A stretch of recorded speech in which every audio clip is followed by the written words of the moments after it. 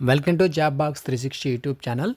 Friends, RRB NTPC ఎగ్జామ్స్కి ఎంతమంది అయితే ప్రిపేర్ అవుతున్నారో వాళ్ళకి జీకేకి సంబంధించినటువంటి క్వశ్చన్స్ ఏవైతే ఉన్నాయో వాటిని మేము అందించడం అయితే జరుగుతుంది. మీకు ఈవినింగ్ ఈ యొక్క జీకేకి సంబంధించి ఏదైతే ఆర్ఆర్బీ ఎన్టీపీసీ ఎగ్జామ్ ఉందో దానికి సంబంధించి వీడియో అనేది అప్లోడ్ చేయడం జరుగుతుంది. కాబట్టి మన ఛానల్ని సబ్స్క్రైబ్ చేసుకొని ఫాలో అవుతుండండి. ఈ వీడియోని ఇంకా ఎవరైనా లైక్ చేయనట్లయితే లైక్ చేసి మీ ఫ్రెండ్స్కి కూడా ఈ యొక్క వీడియోని అయితే షేర్ చేయడానికి ట్రై చేయండి. ఫస్ట్ టైం మన ఛానల్ చూస్తున్నట్లయితే మన ఛానల్లో ఇటు ఆర్ఆర్బీ ఎన్టీపీసీ కానీ ఆర్ఆర్బీ ఏదైతే రైల్వే ఎగ్జామ్స్ ఉన్నాయో ఈ యొక్క ఎగ్జామ్స్ కానీ అదేవిధంగా ఎస్ఎస్సికి సంబంధించినటువంటి ఎగ్జామ్స్కి సంబంధించి ఇంపార్టెంట్ జీకే క్వశ్చన్స్ అనేది మన ఛానల్లో అప్లోడ్ చేయబడుతుంటాయి. సబ్స్క్రైబ్ చేసుకొని ఫాలో అవుతుండండి. మనకి టెలిగ్రామ్ గ్రూప్ కూడా ఉంది. ఎవరైనా గ్రూప్లో జాయిన్ అయినట్లయితే జాయిన్ అవ్వండి. ఇక్కడ ఎక్స్ప్లెయిన్ చేస్తున్నటువంటి పీడిఎఫ్స్ అనేది మీకు అక్కడ ప్రొవైడ్ చేస్తాను. ఎగ్జామ్కి సంబంధించి ఏదైనా అప్డేట్ వచ్చినా మీకు అక్కడ తెలియజేయడం జరుగుతుంది. ఓకేనా, ఇక క్లాస్లోకి అయితే వెళ్దాం. ఫస్ట్ ఆఫ్ ఆల్ చూసినట్లయితే క్రింది మొఘల కట్టడాల్లో దేనిపై మొదటిసారిగా పియత్రా డ్యూరా రత్నాల అలంకరణ పెద్ద ఎత్తున ఉపయోగించబడింది అంటే పియత్రా డ్యూరా అనగానే మీకు గుర్తురావాల్సింది ఇతిమాద్ ఉద్ దౌలా సమాధి. ఓకేనా, ఇతిమాద్ ఉద్ దౌలా సమాధి, ఈ యొక్క సమాధి పైనే మొదటిసారిగా పియత్రా డ్యూరా పెద్ద ఎత్తున ఉపయోగించబడడం జరిగింది. 2026 నాటికి భారతదేశంలోని ఏ రాష్ట్రంలో అత్యధిక సంఖ్యలో రామ్సర్ సైట్లు ఉన్నాయి అంటే అత్యధిక సంఖ్యలో రామ్సర్ సైట్లు ఉన్నది తమిళనాడు రాష్ట్రం. ఏంటి? తమిళనాడు రాష్ట్రం. వీటిని చిత్తడి నేలల సంరక్షణ కోసం గుర్తించడం అయితే జరుగుతుంది. 20 వరకు ఉన్నాయి తమిళనాడులో. ఓకేనా, ఈ పాయింట్ గుర్తుపెట్టుకోండి. కంప్యూటర్ నెట్వర్క్లో ఓఎస్ఐ మోడల్లోని ట్రాన్స్పోర్ట్ లేయర్ యొక్క ప్రధాన విధి ఏంటంటే process to process delivery option B. గంభీర జానపద నృత్యం ప్రధానంగా ఏ రాష్ట్రానికి సంబంధించింది? గంభీర జానపద నృత్యం అనగానే పశ్చిమ బెంగాల్. ఏంటి? పశ్చిమ బెంగాల్ రాష్ట్రానికి సంబంధించింది. భారతదేశంలో క్రమ పద్ధతిలో బంగారు నాణాలను విడుదల చేసినటువంటి మొదటి రాజవంశం ఏది అంటే ఆప్షన్ 1 కూషనులు విడుదల చేయడం జరిగింది. పిఎం ప్రణామ్ పథకం యొక్క ప్రాథమిక లక్ష్యం ఏంటి? ప్రైమరీ ఆబ్జెక్టివ్ ఏంటంటే మనకి రిడ్యూస్ కెమికల్ ఫెర్టిలైజర్స్, రసాయన ఎరువుల వినియోగాన్ని తగ్గించడం మనకి పిఎం ప్రణామ్ పథకం యొక్క ప్రాథమిక లక్ష్యం అంట. ఏంటి? రసాయన ఎరువుల వినియోగాన్ని తగ్గించడమే దీని యొక్క ప్రాథమిక లక్ష్యం. ది గోల్డెన్ రోడ్ పుస్తక రచయిత ఎవరు? ది గోల్డెన్ రోడ్ అనే బుక్ విలియం డాల్రింపుల్.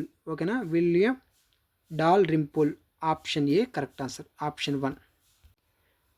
2026 నాటికి క్రింది వాటిలో మహారత్న హోదా కలిగిన సంస్థ ఏది అంటే మనకి 2023లో ఆయిల్ ఇండియా లిమిటెడ్.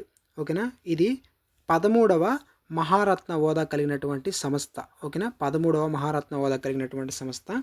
ఇక హెచ్ఏఎల్ ఉంది కదా, హిందుస్థాన్ ఏరోనాటిక్స్ లిమిటెడ్ ఏదైతే ఉందో హెచ్ఏఎల్ అనేది ఇది 2026 నాటికి మహారత్న హోదా కలిగినటువంటి సంస్థ. ఇది 14వది. ఓకేనా. ఎంఎస్ ఎక్సెల్లో ఇన్సర్ట్ ఫంక్షన్ బాక్స్ తెరవడానికి వాడేటటువంటి షార్ట్ కట్ ఏంటి?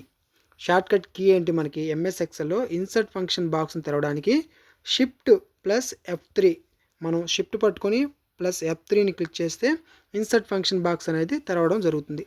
వాటిని తెరవడానికి షిఫ్ట్ ప్లస్ F3ని వాడాలి. క్షత్రియ నృత్య రూపాన్ని ఏ సెయింట్ ప్రవేశపెట్టడం జరిగింది అంటే శ్రీమంత్ శంకర్ దేవ్ ప్రవేశపెట్టడం జరిగింది క్షత్రియ అనే నృత్యాన్ని. ఇది ఏ రాష్ట్రానికి సంబంధించింది? అస్సాం రాష్ట్రానికి సంబంధించింది. మనకి విండోస్లో ఒక ఫైల్ను శాశ్వతంగా డిలీట్ చేయడానికి షార్ట్ కట్ కీ ఏంటి? పర్మనెంట్ డిలీట్ చేయడానికి షార్ట్ కట్ ఏంటి? షిఫ్ట్ ప్లస్ డిలీట్ని క్లిక్ చేసి పట్టుకుంటే పర్మనెంట్గా డిలీట్ అవుతాయి. శ్రీనగర్ను లేహ్తో కలిపే కనుమ ఏది అంటే జోజిలా కనుమ. జోజిలా కనుమ అనేది శ్రీనగర్ను లేహ్తో కలిపేటటువంటి కనుమ. బ్యాంకింగ్ రెగ్యులేషన్ యాక్ట్ ఏ సంవత్సరంలో ఆమోదించబడింది అంటే బ్యాంకింగ్ యొక్క రెగ్యులేషన్ యాక్ట్ అనేది 1949లో ఆమోదించబడడం జరిగింది. మానవుని శాస్త్రీయ నామం ఏంటి? సైంటిఫిక్ నేమ్ ఆఫ్ హ్యూమన్ యొక్క సైంటిఫిక్ నేమ్ ఏంటంటే హోమో సేపియన్స్. ఏంటి? హోమో సేపియన్స్ అంటే మీనింగ్ ఏంటంటే తెలివైన మనిషి అని అర్థం. భారతదేశంలో సాహిత్య రంగంలో ఇచ్చేటటువంటి అత్యున్నత పురస్కారం ఏంటి అంటే జ్ఞానపీఠ అవార్డు అనేది ఇస్తారు. సాహిత్య రంగంలో జ్ఞానపీఠ అవార్డు అనేది ఇస్తారు, అత్యున్నత పురస్కారం అన్నమాట. క్రింది వాటిలో ఇన్పుట్ డివైస్ ఏది? ఇన్పుట్ డివైస్ ఏది మనకి? స్కానర్. స్కానర్ అంటే ఏంటి? Input device. పాల రాజవంశ స్థాపకుడు ఎవరు? పాలా డైనెస్టీకి సంబంధించి స్థాపకుడు ఎవరంటే ధర్మపాల కాదు, దేవపాల కూడా కాదు, మహిపాల కూడా కాదు. ఆప్షన్ 2 గోపాల. ఓకేనా? గోపాల పాల రాజవంశ స్థాపకుడు. ఏ విటమిన్ లోపం వల్ల రికెట్స్ వ్యాధి వస్తుంది? ఇది ఎముకలకు వస్తుంది. మనకి option D correct answer. D vitamin లోపం వల్ల రికెట్స్ అనేది వస్తుంది. ఓకేనా? దక్షిణ కొరియా కరెన్సీ ఏమిటి? వాన్. Option 2 correct answer. ఏ నదిని బీహార్ దుఃఖదాయిని అని పిలవడం జరుగుతుంది? మనకి కోసీ నదిని బీహార్ యొక్క దుఃఖదాయిని అని పిలుస్తారు. ఇదేంటంటే దాని రూట్ను మార్చుకొని వరదలను కలిగిస్తూ ఉంటుంది.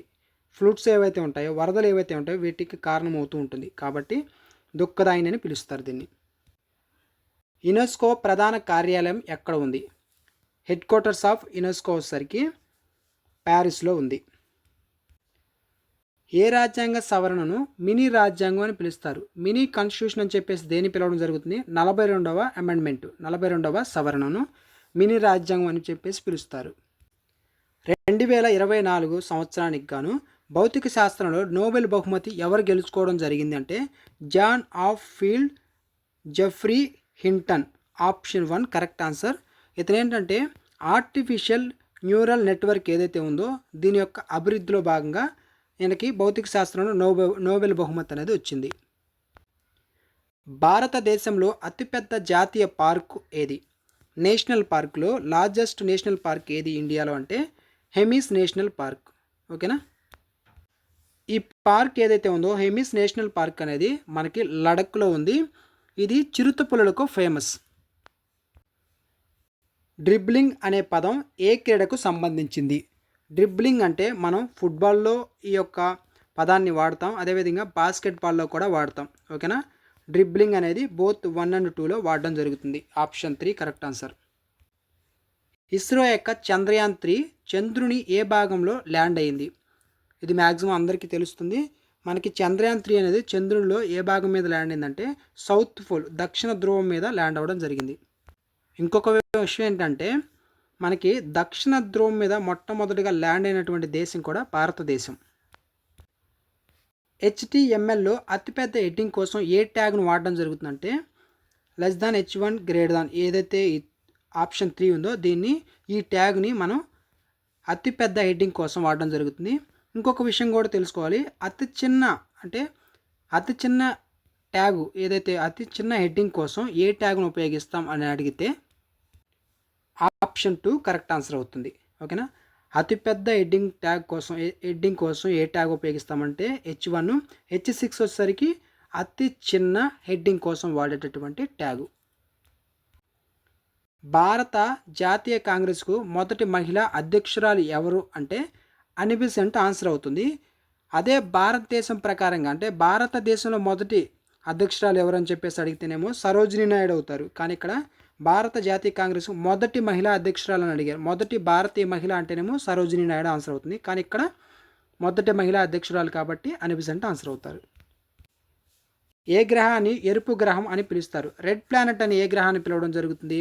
మార్స్ని. ఎందుకంటే ఐరన్ ఆక్సైడ్ ఎక్కువగా ఉంటుంది, అందువల్ల అది ఎరుపుగా ఉంటుందన్నమాట. ఎరుపు గ్రహంగా పిలువబడుతుంది.